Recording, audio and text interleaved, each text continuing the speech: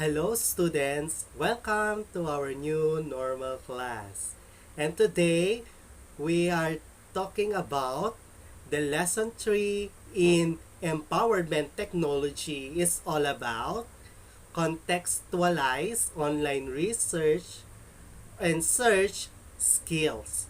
At the end of this lesson, you class will be able to identify the search engine, perform or apply the online research skills, and lastly, to value the copyright works is used by other person. So let's get started. So let's talk about the internet research. When you say research, internet research, it is a research method in collecting and gathering information via internet by using the searching engine such as a Google. Dati, kung wala pang internet, we are using book to gathering information and collecting information. Ngayon, since meron ng internet, we are easily find kung ano ba yung kinukuha natin mga information. You just using the search engine such as yung pinaka-famous na Google. When you say search engine, it is a program that allows user to search for content or internet. So nakikita nyo ba ano ba yung nasa figure? Yan po si Google. Si Google po ay isang searching engine. Meron pong maraming parang makapal siyang libro na masasearch mo lahat ng klase ng mga words or any kind of article, theory, and studies. Okay, so here are the example of search engine. So we have the Google, the Now Search, Wow, Baidu, Web Crawler, Yahoo Search, My Web Search, Wolframapa, Bing, Info, Dogfile, DuckDuckGo, As, InfoSpace, Conteco, Internet Archive. So some of them we are not familiar. Some of them we are familiar. So familiar dyan si Google, si Yahoo Search, si My Web Search, si Conteco, at saka si Internet Archive. So, ito po yung mga example ng mga searching engine. In searching the website, getting the correct and reliable information is our goal in searching internet or internet research. Siyempre, kaya nga po kumukuha tayo ng mga information sa internet, dapat po they are correct and reliable. We may rely on the capacity of the research engine, but sometimes it may not give the correct information because of the keywords we enter into the search engine. So because of the for example the Google, because there are a lot of want to search there. So some of the keywords they are the same. Yung masasearch mo, for example, masasearch mo yung word na pang-food, yung lalabas, hindi pala. So, you need to search it specific. Okay? Kasi meron po mga words na they are the same but they are different uses. Meron namang words they are the same but they are different field of education. Okay? So, there are techniques in searching information that you can apply in search engine in order to better research. Some research engines allows contribution of word and logic corrector of and or not. So, these are the tips for effective internet research by George Malti. So, si George Matthew. Okay? Number 1 is know what kind of research you want to do. So, syempre, bago ka muna pumunta sa research engine, alam mo muna kung ano yung search mo. So, isa-search mo ba it's kind of food, it's kind of education, it's kind of entertainment, and so forth.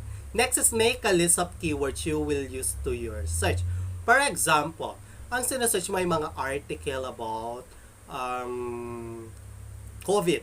Okay, since we are now in COVID crisis nowadays, so COVID, so marami yan. May COVID sa, gusto mo lang sa Pilipinas, or you will search COVID in the Philippines, so lalabas na po siya. Yan yung keyword.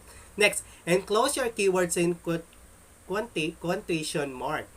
Yung ganito po, yan. Parang kasabihan lang po siya. So, you can use a keyword yung quotation mark. Okay? Next, use the minus sign. That minus sign.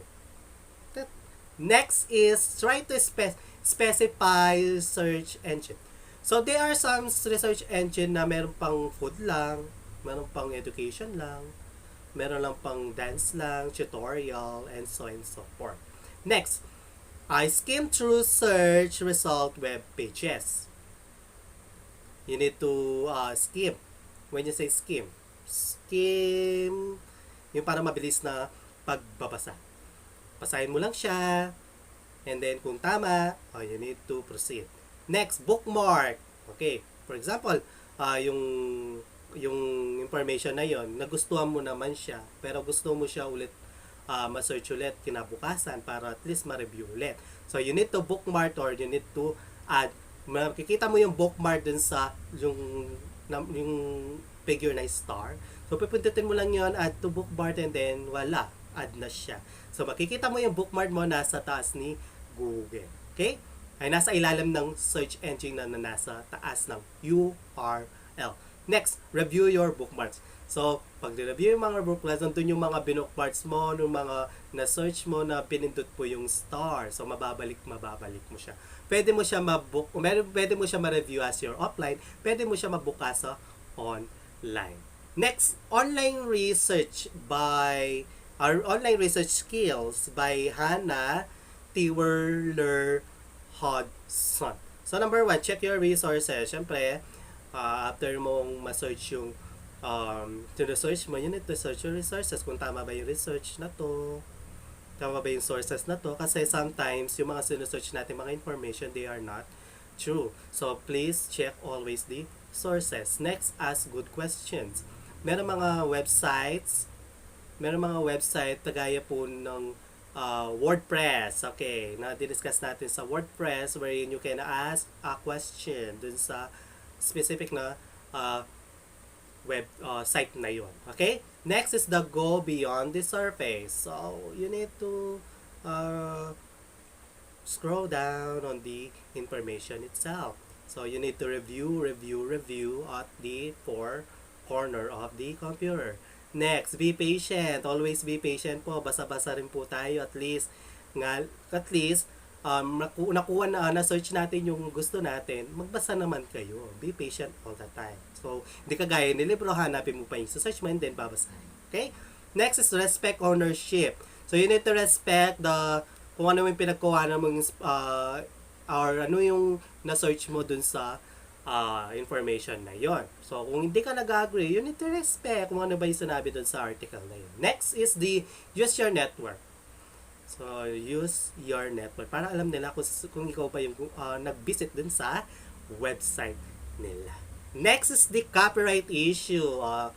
Most of the people have an issue about the copy issue. So, there are millions of information that we have get from the internet. So, some of the information are free, but others are not.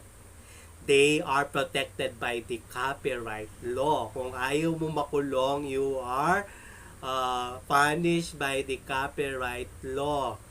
So, in the copyright issue, you need to credit kung sino ba o kung kanino ba kinuha yung information na kinapi mo. You need to credit. Okay? So, copyright, it is a protection given to the owner of the rights. Is an original work such as a book, a musical works, film, painting, and other works and computer programs.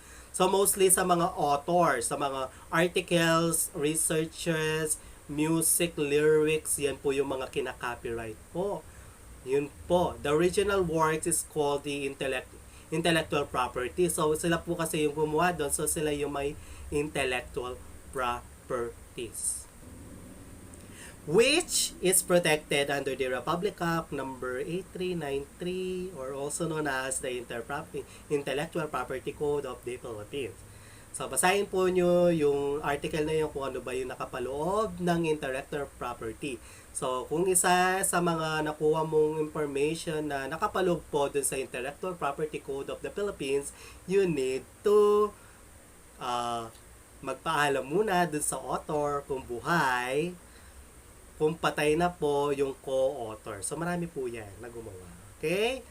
So, when you say copyright infringement, so the copyright infringement, this happen when the copyright works is used by the other people without permission of the author or the proper right holder.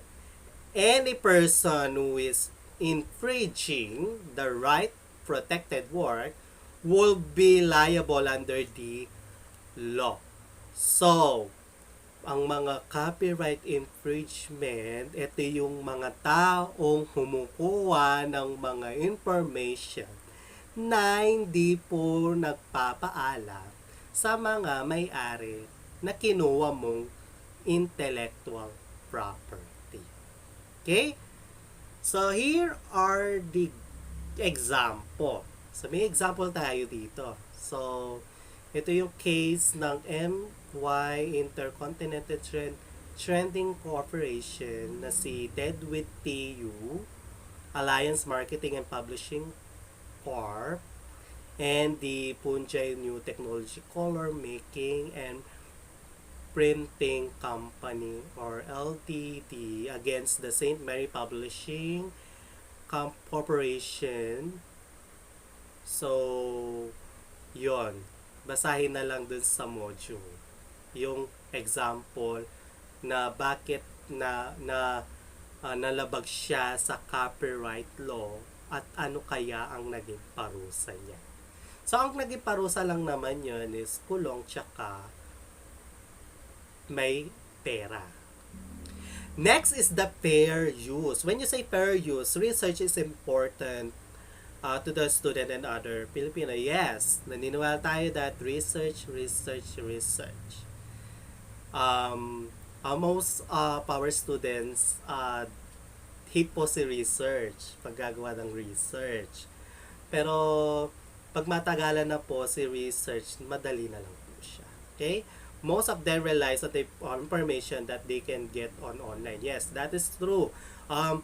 Some people get information kung ano na lang sinabi nila, yun na lang gagawin, copy paste. Okay? So, next is although this information is protected by the properties law or the copyright law, but we can still use this information without permission in limited way under certain condition and purposes.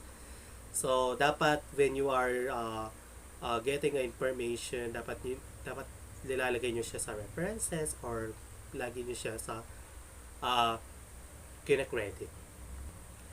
Fair use is it is used for copyright material for comment, teaching, criticizing, news, reporting, research, scholarship, and other similar purpose. It is not an infringement of copyright. So here are the guidelines for fair use. Number 1 is the majority of the content created must be yours. So always, pag sinabing content, always be yours. Pero kung merong mga, ayun, number 2, give credits to the owner. Kung meron ka dun sa ginawa mo na kinuha na information, you need to give credits to the owner. And lastly, don't make profit of your copyright works. Huwag mong gawing pagkakakitaan, no? For example, kinuha mo yung information ko, dapat magbabayad ka na ng piso. No, okay? Basta meron ka lang na recognize ka lang doon sa kung kinuha nyo yung information niya, pwede na yun. Okay? So, let's take a check. In the let's take a check generalization, we have 2 questions. Number 1 question is, Is research online reliable? Why or why not? I repeat, is research online reliable? Why or why not? How can you show respect on other intellectual property? How can you show respect on other intellectual properties? So please answer this question. So with that, that's all for today. So good day and God bless.